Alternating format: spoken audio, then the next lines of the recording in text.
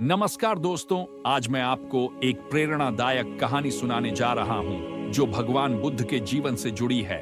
यह कहानी हमें सिखाती है कि जीवन के बड़े प्रश्नों के उत्तर कैसे खोजे जाए। कहानी की शुरुआत होती है एक प्राचीन काल के गांव से, जहां भगवान बुद्ध अपने शिष्यों के साथ प्रवास कर रहे थे। बुद्ध का ज्ञान और उनकी शांति पूरे क्षेत्र में प्रसिद्ध थी और लोग दूर दूर से उनके उपदेश सुनने आते थे। उसी गांव में एक ब्राह्मण रहता था जो वेदों और शास्त्रों का विद्वान था, लेकिन फिर भी उसके मन में हमेशा कुछ प्रश्न बने रहते थे, जिनके उत्तर उसे कभी भी पूरी तरह से संतोषजनक नहीं मिले। वह हमेशा से जानना चाहता था कि क्या वास्तव में ईश्वर का अस्तित्व है या नहीं।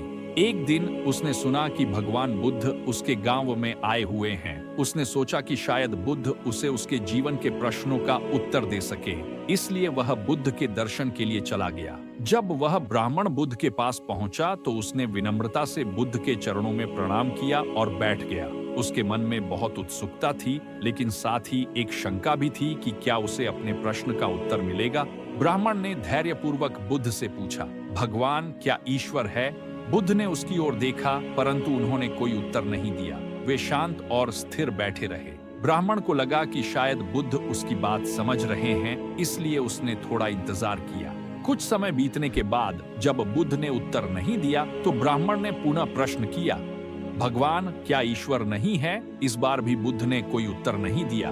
ब्राह्मण अब और भी उलझन में था। उसने सोचा कि कहीं उसका प्रश्न ही गलत तो नहीं था।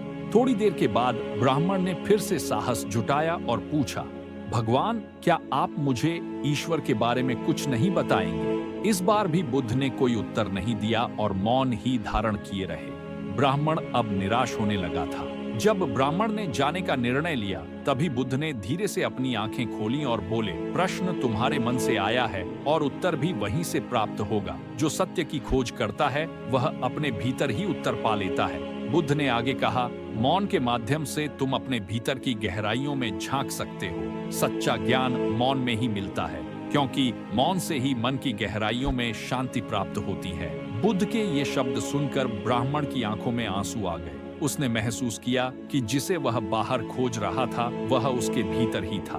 वह बुद्ध के चरणों में झुक गया और उन्होंने प्रणाम किया। उसने संकल्प लिया कि अब वह बाहरी दुनिया में उत्तर खोजने के बजाय अपने भीतर की शांति और मौन में खोज करेगा। दोस्तों, इस कहानी से हमें यह सीखने को मिलता है कि जीवन के सबसे महत्वपूर्ण प्रश्नों का उत्तर हमें बाहर नहीं, बल्कि अपने भीतर की शांति और मौन में ही मिल सकता है। मौन हमें खुद से मिलवाता है और हमें आत्म जागृति की ओर ले जाता है।